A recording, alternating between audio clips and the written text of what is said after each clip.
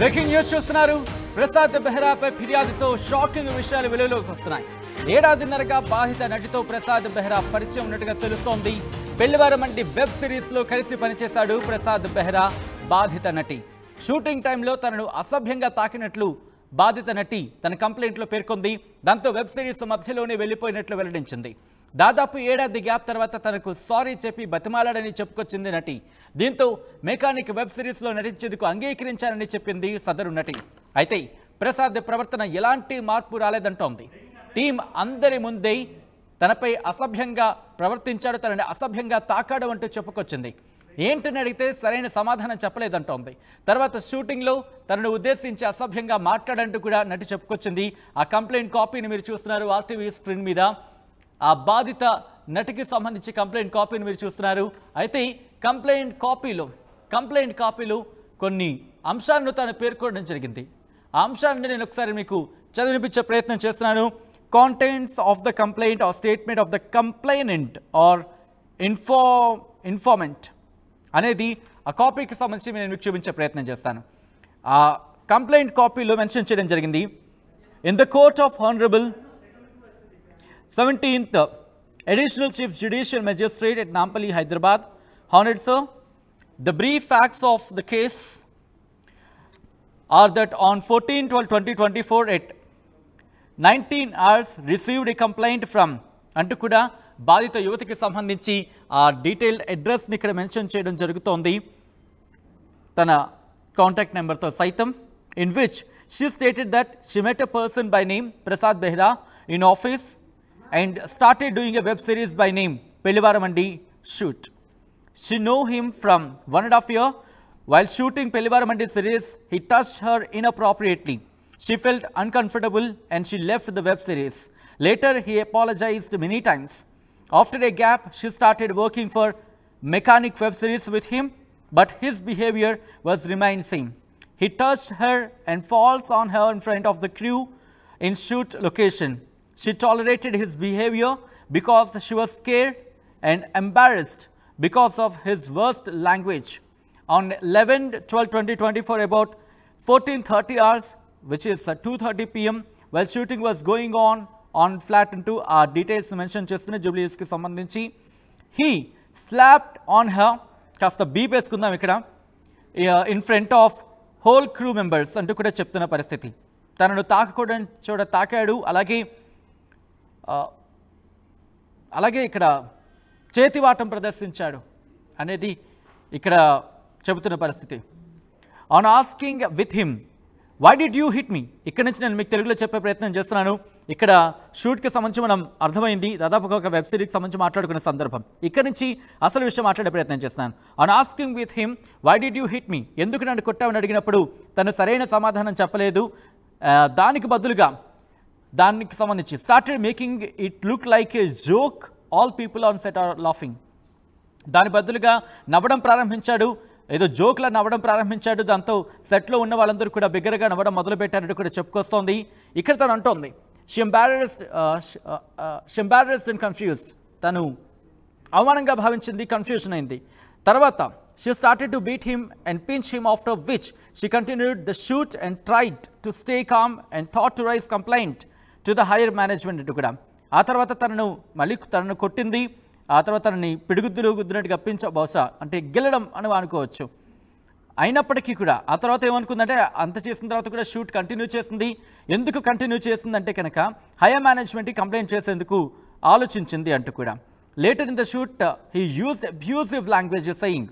ఆ తర్వాత షూట్ జరుగుతున్న తరంలో ఒక అసభ్యకరమైన పదజాలాన్ని అసభ్యకరంగా మాట్లాడడం మొదలుపెట్టాడు. ఇక్కడ నేను బీపులు వేసుకోవాల్సింది, అంత దారుణంగా ఉంది. బహుశా ఇక్కడ నుంచి నేను మాట్లాడేది కన్నా బీపులే ఎక్కువ ఉంటాయి, అంత దారుణంగా ఉందని చెప్పుకోవాలి. ఆ భాష నిజంగా మన సామాన్యులు మాట్లాడుకునే భాష కాదు అది. నీ డాష్ డాష్ డాష్ లాగా ఉంది, తర్వాత డాష్ డాష్గా ఉన్నావు అని కొట్టినా, తర్వాత ఇక్కడ మళ్ళీ తన పేరు రాసుకొచ్చి, కాబట్టి చాలా ఇబ్బందిగా ఉంది మాట్లాడడానికి. డాష్ మీద కుట్టిన అంటే కూడా చెప్తున్న సందర్భం. ఇక్కడ చాలా అసభ్యకరమైన పదాలు ఉన్నాయని చెప్పుకోవాలి. అక్కడ ఎటువంటి కాన్వర్సేషన్ జరిగింది లేకపోతే ఏం జరిగింది అనేది కంప్లైంట్ ప్రకారం చూస్తే కనుక నిజంగా సాధారణంగా మాట్లాడుకునే భాష కాదు. ఇంగ్లీష్లో చెప్పాలంటే ఫాల్ లాంగ్వేజ్ అని చెప్పుకోవాలి. దుర్మార్గం ఆ భాష అంతా కూడా. ఈ నేపథ్యంలో అసలు ఆ కంప్లైంట్లు ఏమని పేర్కొంది, ఇంకా దాంతోపాటు ఈ కేసుకి సంబంధించి ఇన్వెస్టిగేషన్ ఎంతవరకు వచ్చింది? మా ప్రతినిధి పెట్రీషియా అప్డేట్స్ అందించేందుకు ఫోన్ లైన్లో సిద్ధంగా ఉన్నారు. పెట్రీషియా, బాధిత నటి ఇంకా ఎటువంటి అంశాలను కంప్లైంట్లో పేర్కొంది ప్రసాద్ బెహ్రాకి సంబంధించి? ఇప్పటికంటే ప్రసాద్ బెహ్రా పైన ఫిర్యాదు ఏదైతే ఇచ్చిందో చాలా విషయాలు, అనేక విషయాలు వెలుగులోకి వచ్చినాయి.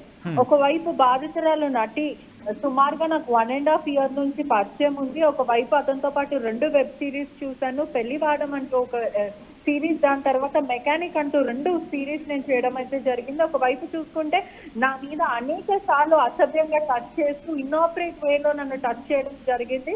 నా ప్రైవేట్ పార్ట్స్ ని కూడా అతను ముట్టుకునే ప్రయత్నం చేశారు. ఒకవైపు చూసుకుంటే గతంలో నాకు అపాలజీ చెప్పిన తర్వాత కూడా అదే పనిగా తరచూ అలాగనే అసభ్యంగా ప్రవర్తించడం అయితే జరిగింది. అనేక సార్లు నాతో దురుసుగా ప్రవర్తించాడు. అందుకే నేను పోలీసులకి కంప్లైంట్ ఇవ్వడం జరిగింది. ఒకవైపు అతని బిహేవియర్ లో ఎటువంటి మార్పులు లేవు. అనేక సార్లు నేను చెప్పిన తర్వాత కూడా అటర్ వర్డ్స్ యూజ్ చేస్తూ ఫౌల్ లాంగ్వేజ్ నా మీద యూజ్ చేశారంటూ పూర్తిగా చెప్తుంది. ఒకవైపు నటి మాత్రం షూటింగ్ స్పాట్ లో నన్ను ఉద్దేశించి డబుల్ మీనింగ్ జోక్స్ తో పాటు అసభ్యంగా మాట్లాడడం, నా బాడీ పార్ట్స్ ని వర్ణించుతూ అతను మాట్లాడడం జరిగింది. పూర్తిగా అయితే ఎల్ అండ్ ఎఫ్ వర్డ్స్ అయితే అతను యూజ్ చేశారు. చాలా ఫౌల్ లాంగ్వేజ్, ఏ అమ్మాయిని అనకూడని వర్డ్స్, అటువంటి వర్డ్స్ అతను అంటున్నాడు. పూర్తిగా కూడా నా నడుమును తాకే ప్రయత్నం చేశాడు, నా నడుముని కూడా తాకాడు. అదే విధంగా షూటింగ్ లో ఒక సీన్ అవుతున్న సమయంలో నన్ను టచ్ చేయకూడదు, అసలు ఆ సీన్ లో ఎటువంటి టచ్ సీన్ ఉండకపోయినా కూడా నన్ను టచ్ చేసే ప్రయత్నం చేశాడంటూ అమ్మాయి కంప్లైంట్ కాపీలో సిగ్గు విడిచి చాలా క్లియర్ గా రాయడం అయితే జరిగింది. మరోవైపు చూసుకుంటే కూడా అతను నా మీద సెక్షువల్ హరాస్మెంట్ కి పాల్పడ్డాడు. గతంలో నేను ఒక వెబ్ సిరీస్ కలిసి ఒకటే కంపెనీలో ఏదైతే ప్రొడక్షన్ హౌస్ ఉందో ఆ ప్రొడక్షన్ హౌస్ లో మేము కలిసి వెబ్ సిరీస్ చేయడం అయితే జరిగింది.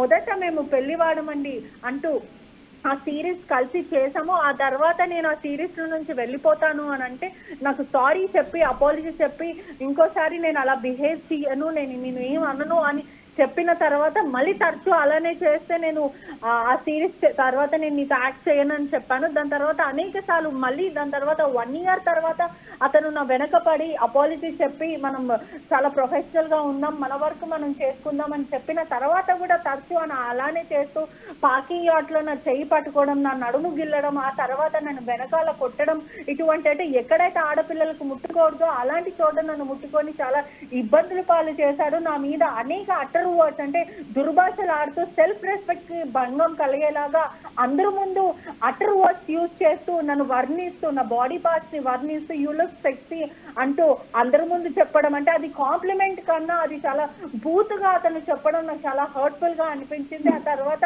నా బాడీ పార్ట్స్ ని అతను ఎక్కడైతే టచ్ చేయొద్దో అక్కడ టచ్ చేస్తూ మరి అతను మాట్లాడడం, ఆ తర్వాత అది జోక్ కింద కన్వర్ట్ చేయడం. సెట్ లో ఉన్న వాళ్ళందరూ, కెమెరామ్యాన్, ప్రొడక్షన్ కి సంబంధించిన ఆర్ట్ డిపార్ట్మెంట్ వీళ్ళందరూ కూడా నవ్వడం, దాని దుర్భాషలు ఆడుతూ నా మీద ఇటువంటివి నేను సహించలేకపోయాను అన్నట్టు పూర్తిగా అమ్మాయి చెప్పడం జరిగింది. మరోవైపు కూడా ఏదైతే generally everybody has they own hairs, అంటే ఫేషియల్ హెయిర్ అనేది చాలా మందికి కామన్, అలాంటిది నా ఫేషియల్ హెయిర్ నా బాడీ షేవింగ్ చేస్తూ నువ్వు ఏదైతే ట్రీట్మెంట్ చేసుకోవాలి అని అంటూ హెయిర్ ట్రీట్మెంట్ చేసుకోవాలంటూ నా బాడీ పార్ట్స్ ని వర్ణిస్తూ, నా ప్రతి బాడీ పార్ట్స్ ని వర్ణిస్తూ దాని మీద బాడీ షేవింగ్ చేయడం అయితే జరిగింది. పూర్తిగా కూడా నా మీద దాడి చేసే ప్రయత్నం చేశాడంటూ ఆ మహిళ ఎవరైతే బాధితురాలు ఉందో ఆర్టీవీతో తను స్వయంగా మాట్లాడడం జరిగింది. అంటే తను మీడియా ముందు రావడానికి నిరాకరిస్తున్నప్పటికీ కూడా తను ఎక్స్క్లూజివ్ గా తన సమాచారం ఇవ్వడం జరిగింది. నేను అసలు కంప్లైంట్ ఇవ్వకూడదు అనుకున్నాను, కానీ ఇటువంటి వాళ్ళకి ఖచ్చితంగా శిక్ష పడాలి, అమ్మాయిలని వేధింపులకు గురి చేస్తున్న వాళ్ళకి చట్టపరంగా శిక్ష పడాలి అంటూ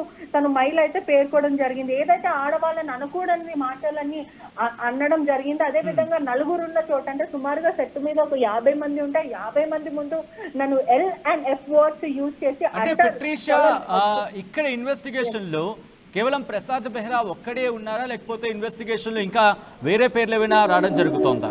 ఎందుకంటే ఇక్కడ కేసు రిజిస్టర్ అయింది, ప్లస్ ఇన్వెస్టిగేషన్ జరుగుతోంది.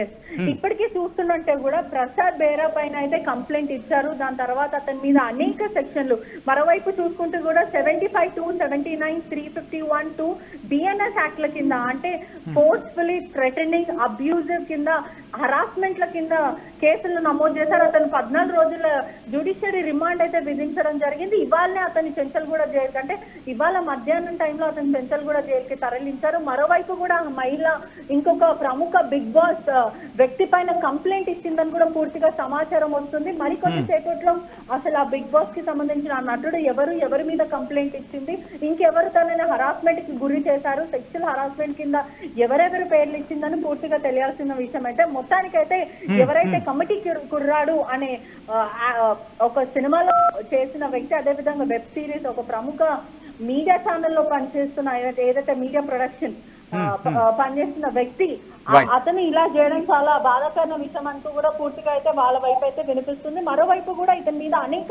ఎలిగేషన్స్ అయితే బయటకు వస్తున్నాయి. ఒకవైపు చూసుకుంటే కూడా చాలా మందిని కూడా ఇలానే హరాస్మెంట్ కి పాల్పడ్డాడంటూ పూర్తిగా అయితే సమాచారం వస్తుంది.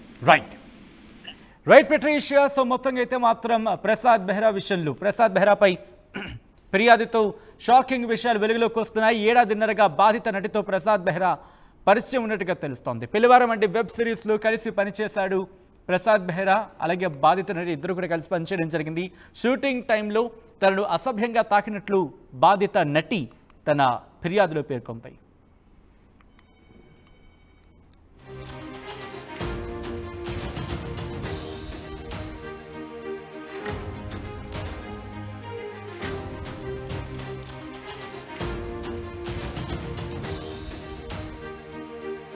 RTV యాప్ వార్తల్ని క్షణాల్లో చదివే అవకాశం ఉంటుంది. ఒక న్యూస్ పేపర్, ఒక టెలివిజన్ ఛానల్ మీ చేతుల్లో ఎప్పుడూ ఉంటాయి.